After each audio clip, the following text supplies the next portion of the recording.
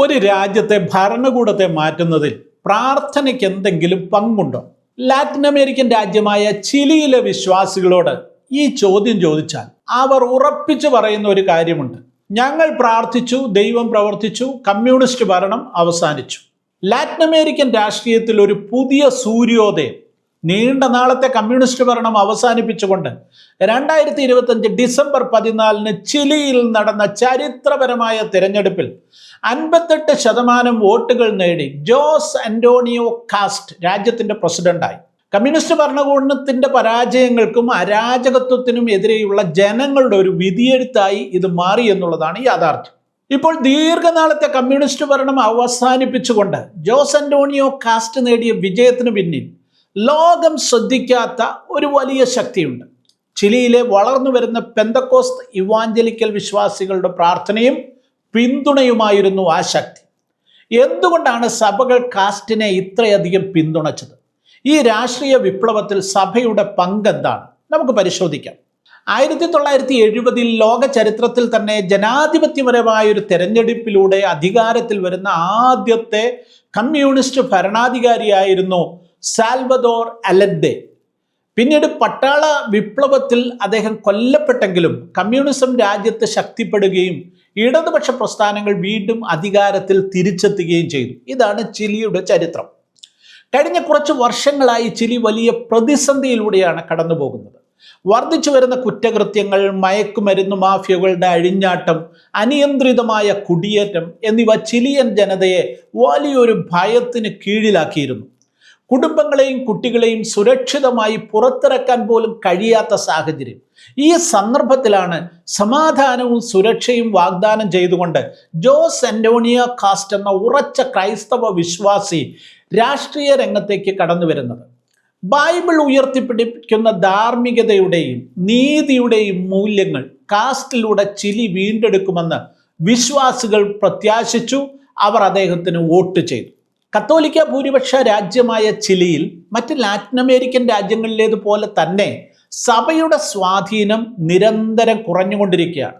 അതേസമയം ഇവാഞ്ചലിക്കൽ പെന്തക്കോസ്ത് വിഭാഗങ്ങൾ വലിയ തോതിൽ വളർന്നു വരുന്നു. ജനസംഖ്യയുടെ 16% ആളുകൾ ഇപ്പോൾ പെന്തക്കോസ്ത് വിശ്വാസികളാണെന്നുള്ളതാണ് ചിലിയിലെ പ്രത്യേകത. കേവലം ഒരു മതവിഭാഗം എന്നതിലുപരി രാഷ്ട്രീയ തീരുമാനങ്ങളെ സ്വാധീനിക്കുവാൻ ശേഷിയുള്ള ഒരു വലിയ വോട്ട് ബാങ്കായി ഈ ഇവാഞ്ചലിക്കൽ സമൂഹം മാറിയിരിക്കുന്നു. വിശുദ്ധ ബൈബിളിന്റെ മൂല്യങ്ങളിൽ അധിഷ്ഠിതമായ ഒരു ഭരണകൂടം തങ്ങൾക്ക് ആവശ്യമാണെന്ന് അവർ തീരുമാനിച്ചു. അതിനുവേണ്ടി നിരന്തരം പ്രാർത്ഥിച്ചു. ഈ സംഘടിത ശക്തിയാണ് കാസ്റ്റിന്റെ വിജയത്തിന് പ്രധാനമായി പങ്കുവഹിച്ചത്. ഒരു സാധാരണ രാഷ്ട്രീയക്കാരനല്ല ജോസ് അന്റോണിയോ കാസ്റ്റ്. അദ്ദേഹം ഒരു ഉറച്ച കത്തോലിക്ക സഭാ വിശ്വാസിയാണ്.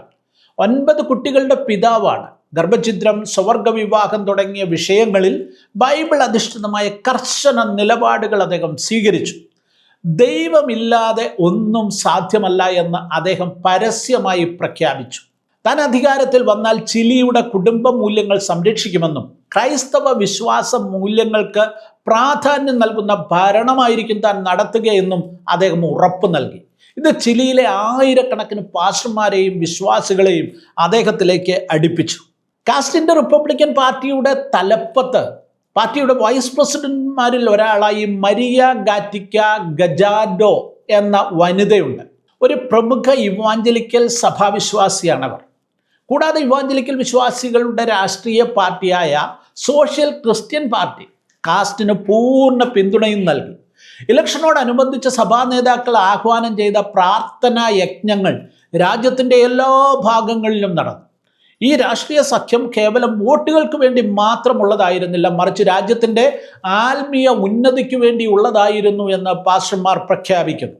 ജോസ് അന്റോണിയോ കാസ്റ്റിന്റെ വിജയം ലാറ്റിൻ അമേരിക്കയിൽ വീശിയടിക്കുന്ന ഒരു വലതുപക്ഷ തരംഗത്തിന്റെ ഭാഗമായാണ് ലോകം കാണുന്നത്. അർജന്റീനയിലെ ജാവിയർ മിലൈ, എൽ സാൽവദോറിലെ നയീബ് ബുക്കലെ എന്നിവരെ പോലെ തന്നെ ക്രൈസ്തവ മൂല്യങ്ങൾക്കും ദേശീയ സുരക്ഷയ്ക്കും മുൻഗണന നൽകുന്ന നേതാവായി അന്റോണിയോ കാസ്റ്റും വിലയിരുത്തപ്പെടുന്നു. അമേരിക്കൻ വിദേശകാര്യ സെക്രട്ടറി മാർക്കോ റൂബിയോ കാസ്റ്റിനെ അഭിനന്ദിച്ചുകൊണ്ട് പ്രസ്താവന ഇറക്കിയത് അദ്ദേഹത്തിന്റെ വിജയത്തിന് ലഭിച്ച ആഗോള അംഗീകാരമാണ്. കുടിയേറ്റ പ്രശ്നങ്ങളിലും മയക്കുമരുന്ന് കടത്തിനെതിരെയുള്ള പോരാട്ടത്തിലും അമേരിക്കയുമായി ചേർന്ന് പ്രവർത്തിക്കുവാൻ കാസ്റ്റർ സന്നദ്ധനാണെന്ന് അദ്ദേഹം വ്യക്തമാക്കിയിട്ടുമുണ്ട്. ചിലിയിലെ ഈ മാറ്റം ലോകമെമ്പാടുമുള്ള വിശ്വാസികൾക്ക് വലിയൊരു സന്ദേശമാണ് നൽകുന്നത്. പ്രാർത്ഥനയ്ക്കും വിശ്വാസത്തിനും രാജ്യത്തിൻ്റെ രാഷ്ട്രീയ ഗതി മാറ്റാൻ കഴിയുമെന്ന് ചിലി തെളിയിക്കുന്നു. സഭയും വിശ്വാസികളും ഒത്തൊരുമിച്ച് നിന്നാൽ ദൈവിക മൂല്യങ്ങൾ ഉയർത്തിപ്പിടിക്കുന്ന നേതാക്കളെ ഭരണതലപ്പത്ത് എത്തിക്കുവാൻ സാധിക്കുമെന്ന് ഈ വിജയം നമ്മെ ഓർപ്പിക്കുന്നു. ജോസ് അന്റോണിയോ കാസ്റ്ററിന്റെ നേതൃത്വത്തിൽ ചിലി ഒരു പുതിയ പ്രത്യാശയിലേക്ക് ചുവടുവെക്കുമ്പോൾ ലോകം മുഴുവനുള്ള ക്രൈസ്തവ സഭകൾ ഈ മാറ്റത്തെ അത്ഭുതത്തോടെയും പ്രതീക്ഷയോടെയും നോക്കിക്കാണുന്നു. ദൈവം ചിലിയെ അനുഗ്രഹിക്കട്ടെ.